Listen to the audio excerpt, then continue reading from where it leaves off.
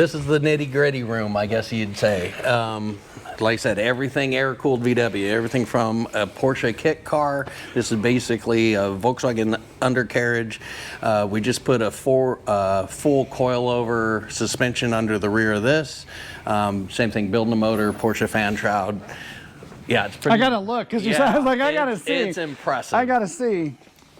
Oh my gosh, he's got what, 10-inch wide slicks on the back of this thing? Yep. Yeah, we'll definitely get some. We'll get down here and get you some B-roll and show you what's under it because this is impressive. Yeah, this is a dynamite car. Regular services. This one, the brakes are squeaking and an oil change. This one needs to pass emissions. The sand rail there, gentleman had a single carb blow-through turbo. We're going to go to dual carbs blow-through turbo, just upgrading so he got a little more power hungry. This is the one that's getting the blow-through, or? Yes. Yeah, he had just a single carbon. You know, after a while, you start wanting more power. So it came back. And he wants to upgrade to dual carbs and probably turn the boost up a little bit. Yeah, the off-road or the car enthusiast curse. Speed costs money. How fast do you want to go? Fast, reliable, cheap. Pick two. So this car, now you mentioned earlier, because this is well, I don't know what brand this is. I think this is a Cheneth. Yeah. But this has got a Ecotech in it. It now has an Ecotech in it. Gotcha. Every once in a while I do stuff for a buddy of mine. Doug Yerger owns Squeege's Customs hot rod shop. Sure. And he's one of the guys I go off-roading with all the time. And it had a Toyota 18R in it, and it just was tired. Yeah. So he found an Ecotech. I said, I'll try to get it all in there for you. So nice. So it was already plumbed, water-cooled. You just had to swap the engine in a sense. Swap the adapter plate. And there's some changes. The header hits where the radiator was mounted. So. But it bolted in otherwise, but some other final things. Yeah, so did you hear that? Squeeges. So this is our tight-knit community, this this custom car world, off-road world. We all tend to like the same things. I think it's like, whether you're a VW guy and then you like your RC off-road cars, like we all get, we go to those, right? And then the hot rods, we start leaning towards that. We're all gearheads in a sense. We just pick our poison. Yeah. For me, it just happens to be sand cars. Doug Yerger used to own, it's kind of a famous 80s resurrected, but if you ever see the hot VWs, people are always showing this Pepto-Bismol pink oval window from the, I think, early 90s. That was his car. Right. Oh, you know what? I think I know which one he's talking about because it had 5-spoke impies on it that were color matched to the body. And it looked like everything paint. was beautiful paint. And then he had this billet aluminum driver's mirror. That was the only thing that was polished on it. We're going to plug that into this. We'll find a picture. We'll find a picture and put that up in this so you guys can see what Doug's talking about. But I do remember the car. Car guys all had a VW at one point. At one point. So. And one thing as we were sitting here talking, I noticed this rig's got, looks like truck bedliner. It is truck bedliner. On the whole thing. That's not a bad idea. We shot it in, basically my father-in-law, as part of the business, shot it in our garage. So this is a customer, we're doing a full, same thing. He wants to take it up to Colorado and no, he's not gonna have any worries. So I hate to call it a restoration because we're not making it like it left the showroom floor. Sure. But we basically front to rear, all the suspension, the brakes, motor and trans have been gone through. Now we're moving on to the cosmetics, but replaced some of the fiberglass pieces, made a roof rack for it, and now we'll get to interior, and then he's going to take it up to Colorado and drive it everywhere. Just have a good time and know it's going to work. We're going to actually change the exhaust back because he moved to Colorado and it's cold up there. So he's like, I want my heater to work. We'll make sure the heater works. Sure, sounds fantastic. Yeah. All right, so let's move on. So here's one of the things, when we did the first walkthrough to take a look at this, I found a car that I was just like, oh, this is what, I'm like, all right, I'll stop with the build up. Let's take a look at this. This is, so tell us what we've got here. So this is a conglomeration of bench racing guys after work, basically. We call it the ex-girlfriend. It's one of those you shouldn't go out one more time with, and we did. This was an ex-drag car, had a water-cooled motor, ran 940. At some point, he decided to sell it, and there wasn't any interest, so then shortened it up, made a road course car. I had a motor laying around that had blown up. We welded it back together, kind of thrown together with pieces and parts. Another friend of mine, Chris Buffington, showed up with this twin supercharger kit. And that's what happens. We started going, well, let's see if it'll run. And then it ran, and the car was sitting next to it, so we took it off the engine stand and fit it in the car. And we've done a few little laps around. We're going to go out sometime soon and hopefully just do some Australian style burnouts and donuts with the thing soon. So when Fish runs that, yeah, we're gonna get footage of this car, whether it's out on, what are we on? What is this? What Main Street. We're on Main Street in Mesa. Even if they're running it up and down Main Street, we're gonna get some footage of this because this car is just unbelievable. So you got the Type 1 swing axle in here. Yes. But the thing that gets me is these little babies right here. Twin blowers, single carb. Look at the exhaust on this thing. Oh my gosh, it just comes straight out. It's so exciting. When I saw this, I was geeking on it. I was like, man, I want to drive this thing, but I really want to hear it run. But it looks like a lot of fun. So I'll stop going on and on about this car. It's just one of my favorite in the shop so far. We haven't got to see everything yet. My wish was granted. So Fish, after we were completely done with the filming, a few hours later messaged me and he said, hey dude, you want to come back to the shop next week and hear the Dragster run? I'm like, yes. So here we are actually, it's a week later. He's pulled the Dragster out and we're gonna get to go ahead and hear this thing run.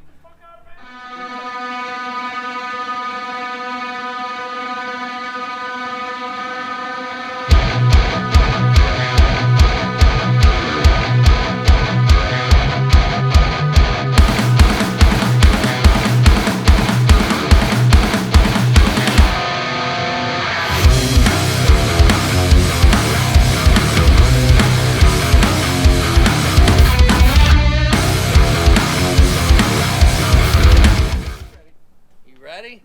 Okay.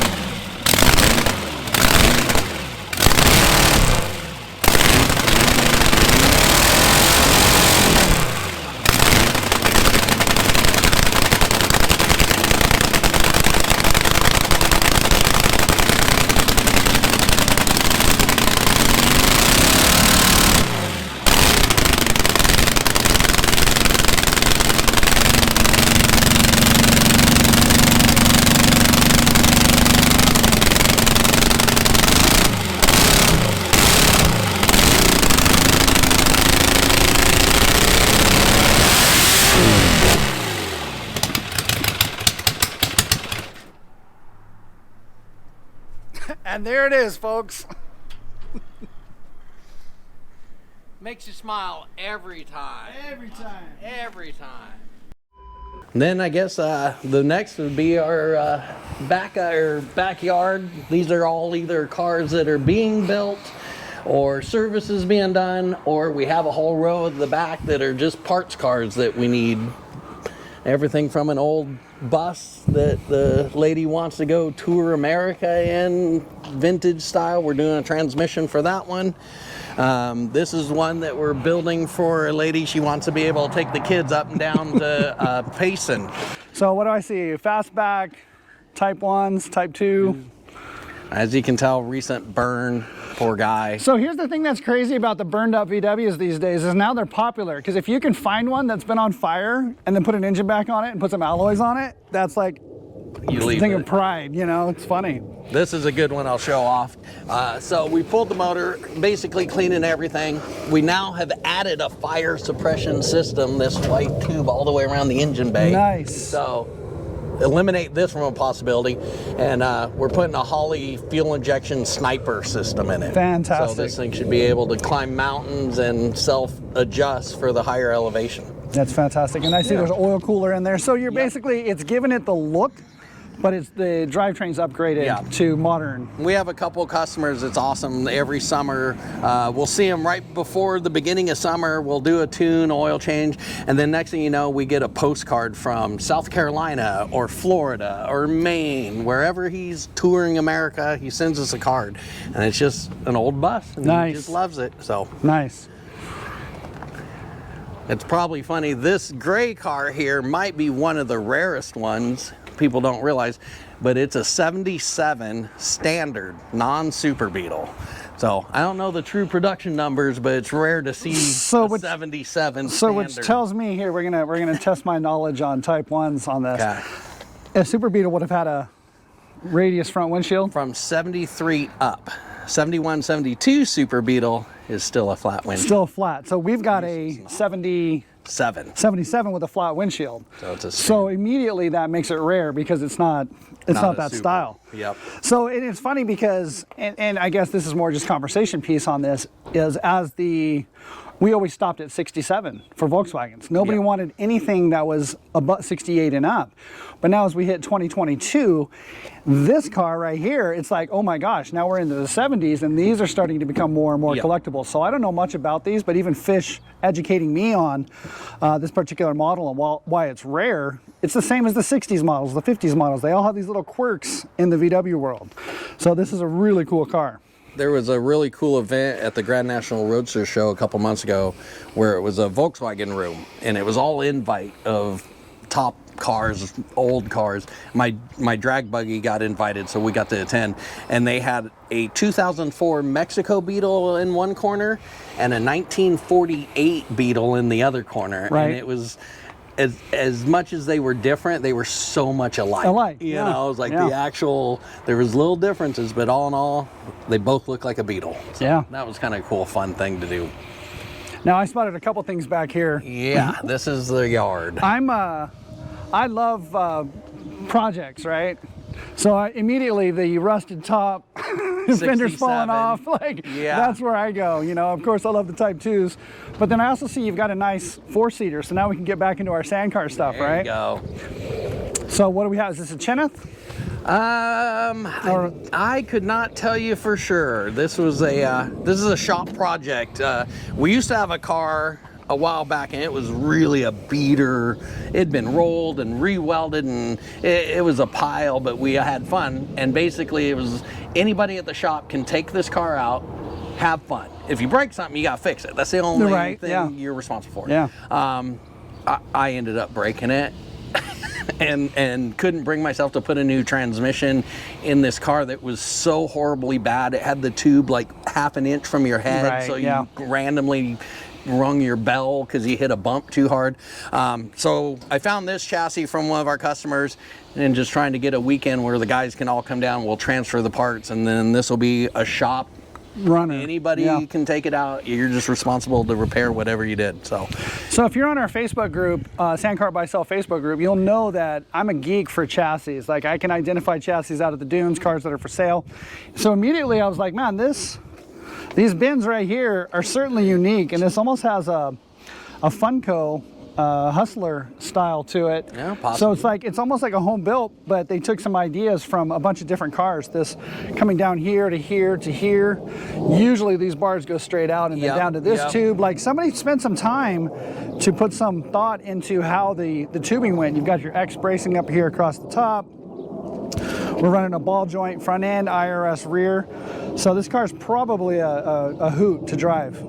And you look at it and you go, oh, well, it's a big project. Yeah, but it's a lot of fun. Yeah. It's a lot of fun. It's a good team building when you get a bunch of guys together and they all put in you got one guy that's good with wiring, he does the wiring. You got the other guy that's good with fabrication, he does the fabrication. So it ends up kind of a true family team building thing to put it all together. And then you all go out and have fun in it. Let's see, what else we got? We got your off-road cars, your Baja Bug, your race car. We got something else you want to show me back here? Yeah, let's go back here. Other fun ones. That's what's left of a 98 Mexico Beetle that lady had wrecked and I purchased. And the fuel-injected motor and stuff out of that one is in my 65. So I got fuel injection. This is an employee that worked here. He used to do the drifting thing. Yeah. So full cage. This is a Super Beetle with a flat windshield. 71, 72. Another one. But then I noticed too, are these aftermarket fenders? Yes. Yeah, so the front end's a little bit wider because he's got the Porsche wheels on it. With early headlight buckets. Oh, I see, I see. Goes with the Porsche wheels. Yeah. These poor guys are, this is a friend of mine's drag car right up Morgan's alley, I think he ran in the 11s, and then yeah. I love drag cars. I love VW drag cars. So, But it doesn't look like it would take too much to get this thing back on the track. Transmission's done. We made this all removable. It needs some time thrown at it, Sure. basically. Sure. Yeah, but popping We into call the them engine. chasing butterflies. Why? If you knew them, you'd understand. Oh, I was trying to figure it out, but it just wasn't Kind of that squirrel. Right. So you look over and you're chasing butterflies. So when I come over here, I'm like, pieces and parts. let's see, where's the magnesium BRMs? Yeah, I'm looking there for we the go. BRMs in here.